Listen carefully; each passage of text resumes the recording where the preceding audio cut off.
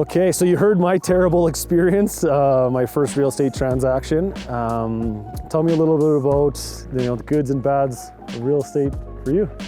Okay, well, my best and worst moments in real estate all happened basically in the same time. It was like the boom of '06. Everybody got out of high school, out of college, whatever, and the first thing to do was just buy something because everything was just skyrocketing. So Yeah, it was a crazy time in real estate. they're giving away mortgages to anybody who could just sign the paperwork. So a friend of mine went and decided we were going to build some houses. We got to the point where we built a couple and we thought we were 24. We thought we knew everything. And we go to St. Albert and there's this one subdivision. I'll just say it was Kingswood. And It's high. if you went, it was a high-end neighborhood and we had no clue. We're just like stupid kids building houses. All you had to do was put $1,000 down to hold a lot. So we're like, oh, we'll take 3. We put $1,000 down on 3 lots. We had no money, a little bit. And in the time that we put the deposit down for $1,000 and the time we were going to do something with that lot, they all went up $100,000. We're like, holy shit, this is amazing. It was like right at the height of the boom. Everything's going up. We're like, well, we should build on it and make even more money. Everyone's making money, so we'll just build on it. But the smart guys were the old guys. They'd put the $1,000 down, and then they would go up $100,000, and they'd just sell it to somebody else. Yeah, they for doing doing nothing. But we're 24. Nobody was telling You're us smarter than them. what's the right thing to do, and we're just, I don't know, fending our way through it. So anyway, we built the houses. Took like a year and a half, and by the time they were done, the market crashed. So, so now we got this two super expensive houses that we're stuck with, and we can't afford them. Took an absolute beating on those things. I guess prior to that, the biggest wins were the ones we built on the way up. You just throw up a house and you win. Everybody's laughing, everyone's getting paid. But then those damn near sunk us. But the real kicker was in that rise, everyone's just trying to buy everything, and I ended up buying, I call it the crack house. Yeah. The crack house was the worst house in Edmonton.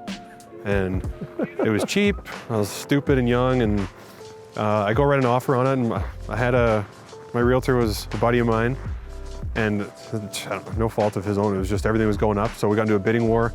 I ended up paying like 20 grand more than I should have on like a crack house. You would never even use the sink in this house. It's terrible. And then everything crashed and I was stuck with that house too. And I had to rent to hookers and bikers, meth heads, anything I could do to take any kind of money out of this thing because I was stuck with it. It depreciated like $50,000.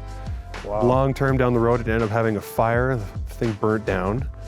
I got into a giant dispute with an insurance company, all in my like mid-20s.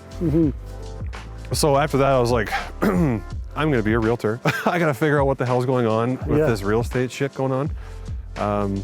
So once I dealt with that whole fire thing, one of my first deals was just to list and sell that crack house. And I wanted to get rid of it so bad. I was like, put the lowest price I could possibly afford, listed it at 10:55 p.m. and sold it by 11 and walked away. Walked your hands See away you from later. it. Yeah, done. Don't care, get me out of that thing. So a crappy situation kind of turned into a good situation though, because now you're real estate, it grew into something so much more.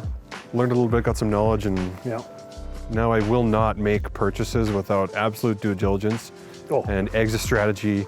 I have to know how I'm getting out of that thing before I touch. And I know with how you do business as well, you do that with your clients. Yeah. As well. I would never let my client buy that thing. You show them exactly how it's going to lay out. Exactly. Right. So that's a definite benefit. We went through the bumps and fell down the hill a few times, and that's how we've realized, how to make sure that we have to navigate those situations. Don't be like Dave. Don't be like Dustin. No, don't learn from our mistakes, right, and go from there. I definitely do have a lot more good than bad in real estate, for sure. Absolutely, right. There's a lot of, real estate is a market that if you're smart about it, it can be amazing. Yeah, it goes up and down. You gotta share the good ones, but you gotta be smart. It's all in the buy. True. It's all in the purchase, and a lot of people rush that aspect. Right? Yeah, it's okay to be picky and walk away. Absolutely. Just like buying a car. If you don't like it, don't like the People price. always think that they're wasting our time. I get that from clients all the time. Well, I want to buy this place because you've showed me 20 houses, and they're all the same, and I'm just gonna buy this one. And I feel like I'm wasting your time taking me out every weekend. That grinds my gears or whatever you want to say it is. It's one of those things like never wasting my time. No, the more Call me houses at we 11. see, Call me at 9. Let's go see houses. Let's go check it out. Let's go for a beer. Let's talk about it. That's what I do for a living. That's what I do every day from the time I wake up to the time I go to bed. yeah, just like when a buyer sees 20 houses, they understand the neighborhood. Yeah. If I go see 20 houses in a neighborhood I don't really understand, now I know. I know the Absolutely. current market in that neighborhood when I didn't really know otherwise. Absolutely.